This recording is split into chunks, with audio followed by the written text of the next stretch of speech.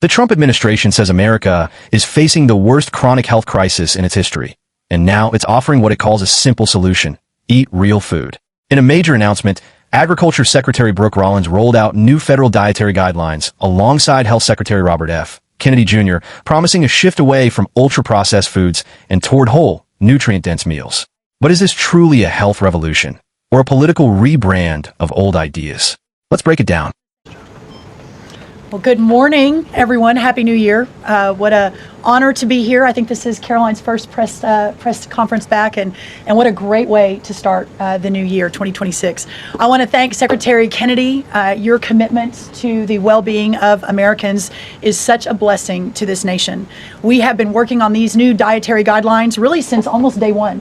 Bobby and I were voted on the same day and sworn in on the same day. So I think the partnership from minute one has been real and extraordinary. As Secretary Kennedy mentioned, America is in the middle of the worst chronic health crisis in our nation's history. Over 40% of the roughly 73 million children in the United States have at least one chronic health condition, and nearly 90% of healthcare spending goes toward treating people with chronic disease. Secretary Kennedy mentioned that, but it is really important to keep underscoring that fact. This crisis is unacceptable.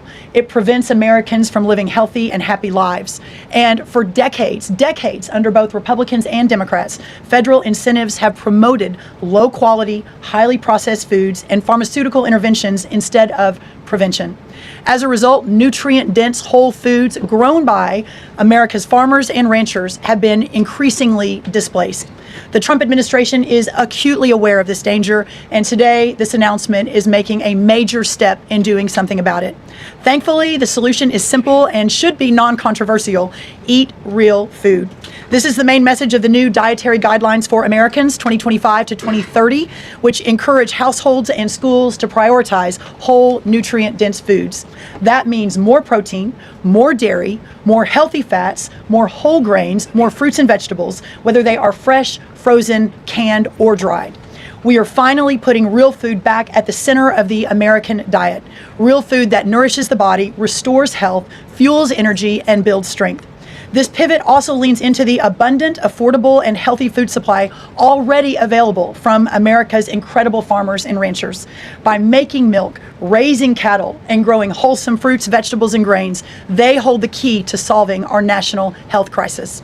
And President Trump is mobilizing government to ensure families across America have greater access to these healthy foods. In the past 12 months, inflation has slowed and wages have risen for the first time in 5 years. Under President Trump's leadership, prices for everyday staples are declining, and more help is on the way. Recent data show that fruits, vegetables, dairy, and proteins, including eggs, pork, and ground beef, are becoming even more affordable every day for our American people.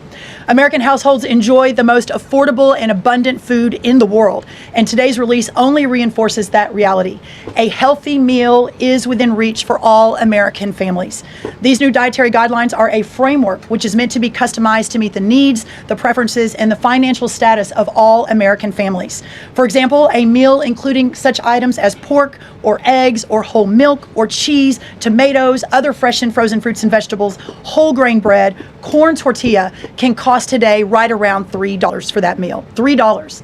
And soon USDA will finalize our stocking standards, which means that those businesses in America that take the SNAP benefit, what they are required to stock in order to take that benefit, by the way, that's almost 250,000 retailers across America, that very soon we will be finalizing that rule that will mandate all 250,000 retailers in America double the type of staple foods that they provide for America's SNAP households. This means healthier options will be in reach for all American families, regardless of circumstance, at levels never seen before in our country.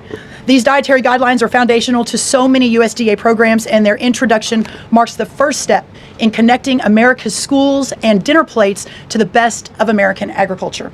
Make no mistake, under President Trump's leadership, we are restoring common sense, we are restoring scientific integrity, and we are restoring accountability to federal food and health policy. The new guidelines are all about putting the well-being of Americans first, exactly where it should have been all along. This is the foundation that will make America healthy again, not just for those of us alive today, but for our children and our children's children and those coming behind. I want to end by saying God bless American families, God bless the American farmer and rancher, and God bless America. What an honor now to introduce another great partner in this incredible work, and that is Dr. Mehmet Oz. Thank you. Secretary Rollins framed the issue in stark terms. Over 40% of American children have at least one chronic health condition, and nearly 90% of healthcare spending goes toward chronic disease treatment. That's a staggering statistic, and one both parties have largely failed to reverse.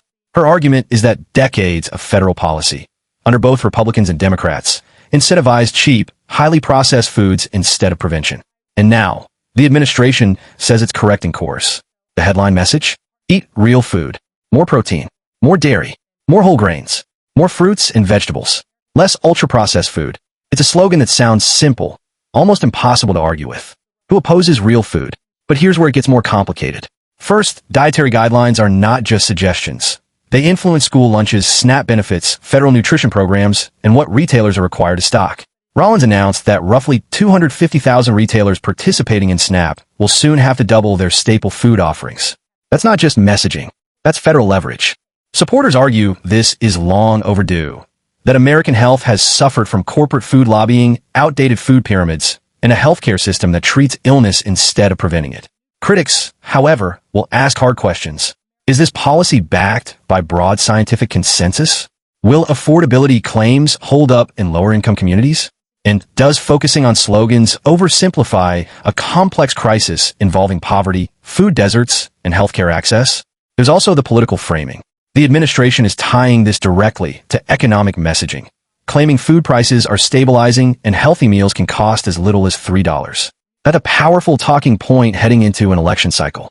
But public health reform is notoriously difficult. Changing guidelines is one thing. Changing habits, supply chains, and corporate incentives is another. What makes this announcement significant isn't just the nutrition advice. It's the shift in tone. The federal government is openly saying, "We got this wrong for decades." That's a big statement. Whether this becomes a genuine public health turning point or just another round of political branding will depend on implementation, transparency, and measurable outcomes. Because if chronic disease rates don't fall, slogans won't matter.